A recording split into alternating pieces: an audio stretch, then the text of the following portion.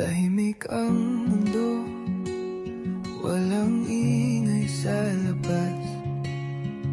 Pati mga ibon, tila ba nagpahinga na mga mata ng kalye.